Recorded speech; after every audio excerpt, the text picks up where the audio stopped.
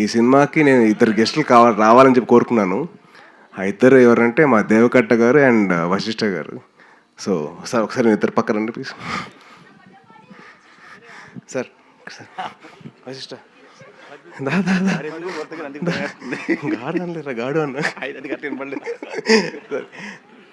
So నా కెరియర్లో the most out standing performance cinema ఏదైనా ఉందంటే అది రిపబ్లిక్ మాత్రమే. అది దేవకట్ట గారు. అండ్ నా లైఫ్లో the most out standing student ఎవరన్నా ఉన్నారంటే అది వశిష్ఠ. ఈ నా స్కూల్ ఫ్రెండ్.